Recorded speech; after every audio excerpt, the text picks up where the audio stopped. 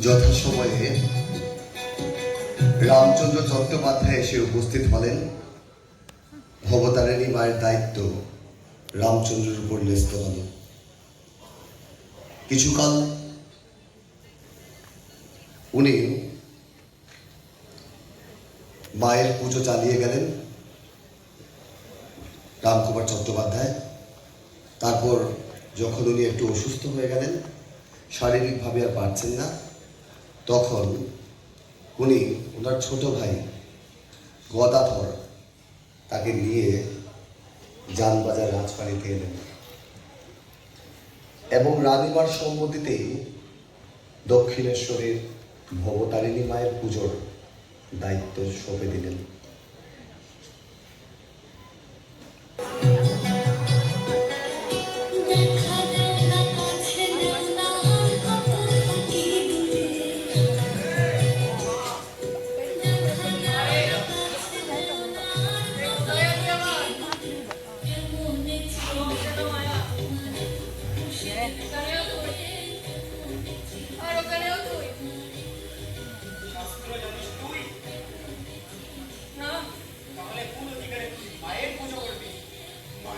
করতে গেলে কি কি লাগে তা কেউ জানে?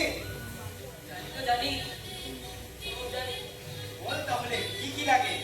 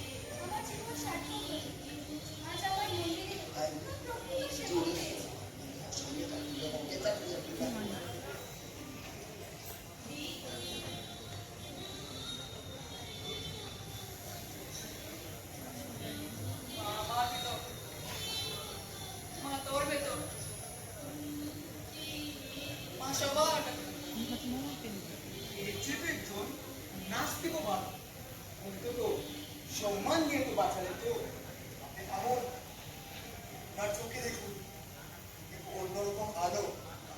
উনি সত্যি মায়ের সন্তান। মায়ের সন্তান জমিদার বাড়ির পুরুষ ঠাকুর হতে গেলে কি লাগে তা কেউ জানে? উনি সব জানেন। ঠিক কথা বলছে, আমি এসব বিশ্বাস করি না। এই সন্ন্যাসী আসলে তো গন্ড। তিনি মায়ের পুজো করেন না, তিনি শুধু অভিনয় করেন। আমি শুধু মায়ের সম্মান নিয়ে চিন্তা করি। মায়ের প্রতি গণ্ডটুকু আমি চিনতে দেখতে পাচ্ছি। আমি শুধু তার মুখের আলো দেখছি। এই আলো আমাদের সবাইকে সঠিক পথ দেখাবে। সত্যি আমি শুধু তিনার সম্মান নিয়ে চিন্তা করি। অন্য মানুষদেরকে ঈশ্বরের সন্তান বলে না।